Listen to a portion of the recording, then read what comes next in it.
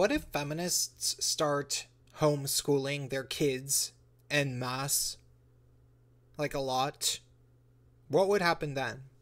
Hey everybody, it's Prince of Queens, and I apologize that I haven't been doing uploads. If you're a regular audience member of mine and you look forward to watching my videos and somehow you still am able to find them easily and get reminded of them somehow, somewhere, maybe you check me out on Facebook every couple of days to see if I posted something. Anyhow, I haven't really been making videos for the past couple of days. I have a good script written, but I've been going to this Folklife Festival. I went for 2 days. I had some specific personal reasons to go to hang out with somebody, and I actually had a pretty good time on the first day, and I gathered a lot of footage from both that day and today. It's going to make for an epic video. It's going to be the first video of mine that I have used footage that I've gathered. It's not good footage. It's just from my phone. The lighting is not necessarily good. The audio will probably be completely terrible. Don't expect the footage itself to be good, but the video will be good itself because I have a lot to say about the stuff that's in the video. So I promise, if you like my scripted stuff, within the next week or so, there will be a pretty good video. I hope you enjoy it, about this Folklife Festival. Folklife is, I was really thinking a lot about the religion of the faithless left, and folklife is something that's probably been going on since the 1960s or 1970s in Seattle. It's right in the Seattle Center, which is basically it's basically just a bunch of venues, like all these different theaters in this one place condensed, and you can go and see different shows year round. And it's largely, they have some really, really big theaters and a lot of smaller theaters, and that's really mostly what the Seattle Center is. And while I was there, I was thinking about, the religion of the faithless left, and how there's this kind of a conglomerate of all these different things. Like, there is a little bit of Marxism, but that's not necessarily the thing. And there is definitely feminism in terms of, celebrating the feminine, which is not the same as Marxist feminism all the time. A lot of people legitimately believe themselves to be feminists, and that really just means they like female things, and they like female folk singers. I'm a feminist, I like female folk singers. There's people like that, a lot of them, and there have been for a really, really long time. And then there's the embracing of multiculturalism, trying to know as many different cultures as possible. That's just a virtue in this kind of religion. So I was thinking about that a lot this weekend, and honestly, I will make it into a much more articulate video in terms of the general aspects. But on my way home, I started thinking just about it. This was about kind of a random side tangent, and I thought I would just make a little ramble video about this. And what if the feminist part, the intersectionals, the Marxist, the female Marxist communist utopia thing where everybody's a woman, or has been conditioned to be transgender, whatever they seem to want. What if those people, the people who actually believe in that, what if they start, and okay, I'm playing the long game here. I'm thinking what's going to happen political science style. I'm going to play some 4D chess. What if the people like Jordan Peterson, Camille Paglia, and Christina Hoff Sommers end up winning in academia? What if they just take no prisoners, eradicate universities of the postmodernist gender studies stuff, and it just goes away, right? It's completely gone. There's no more of it at all whatsoever. And then they have to actually teach real social sciences or social, psychology that has some basis in the scientific method and uh, takes into account other things besides subjectivism and patriarchy theory. What if the world becomes void of feminism in most education in the same way that it's mostly void, Christianity is mostly gone. Christianity, schools are forced to be secular, so they don't teach Christianity, but they all teach feminism. But let's say that they stop. Like, let's say that actually happens. Let's say there's a really, really, really big ban on feminism. Like, let's say they declare it a religion and it is gone from schools.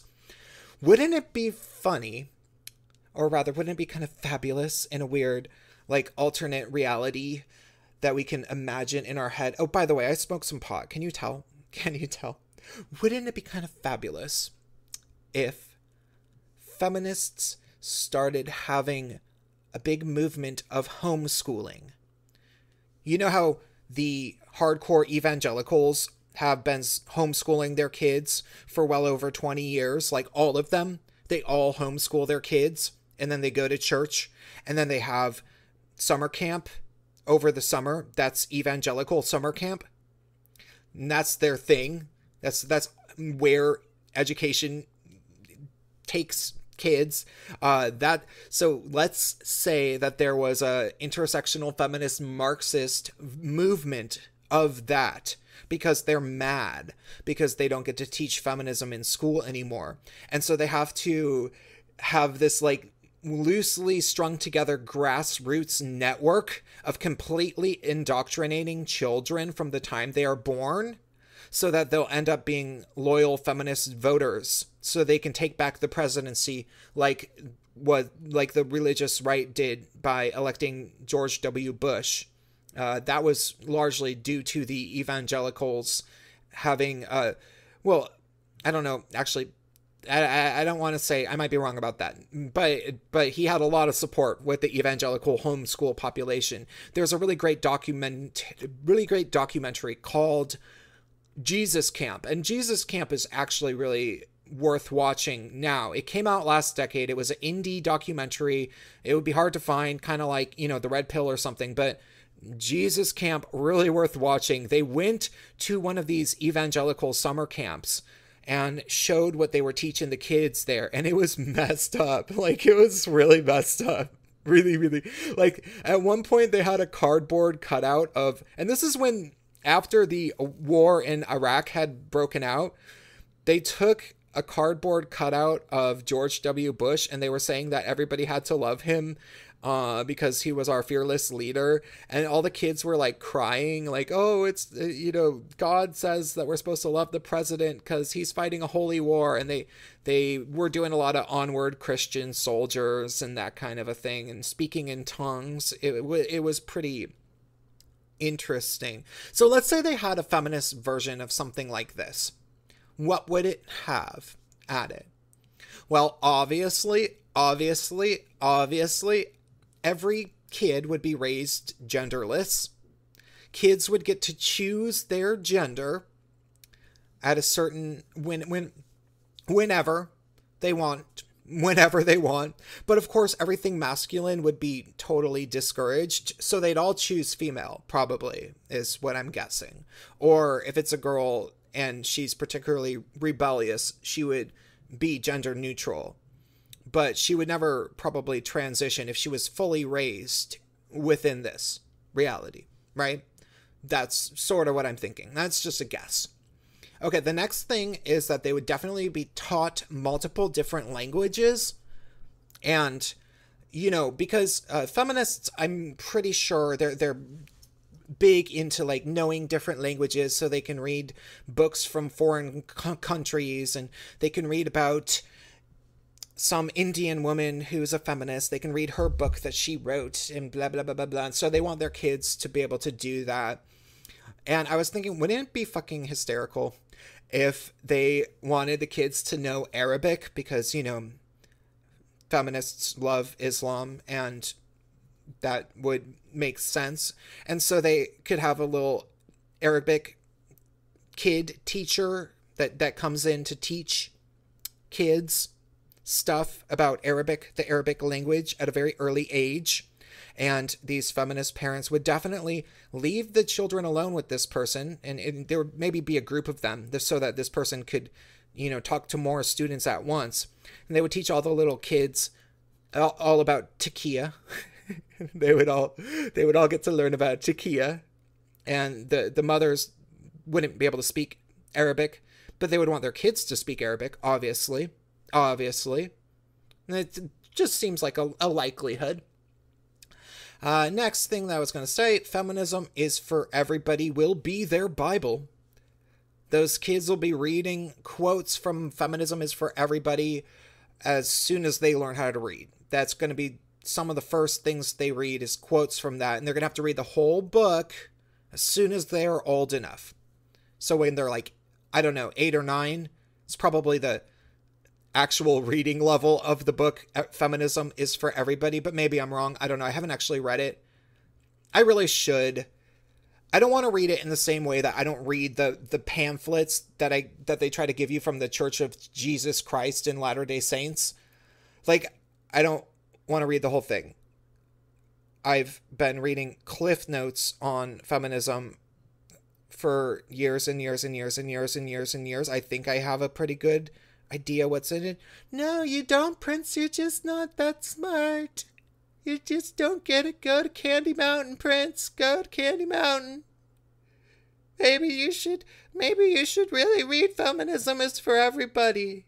Maybe it will change your mind about a few things if you just read the whole book. Thanks. I'll pass. Okay, the last thing I was going to say about this is that I was trying to think what would the camp itself actually be like? Like, what would their Jesus camp be? But I couldn't really think that much. I think, but it would definitely be a summer camp in somewhere like, outside of Santa Cruz or outside of Portland, Oregon, or outside of Seattle, Washington. There's camps that you can go to. And the only thing I could really think is that there would be a lot of cultural appropriation there.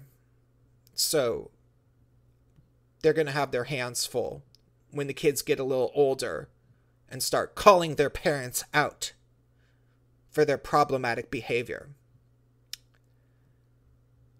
We'll see.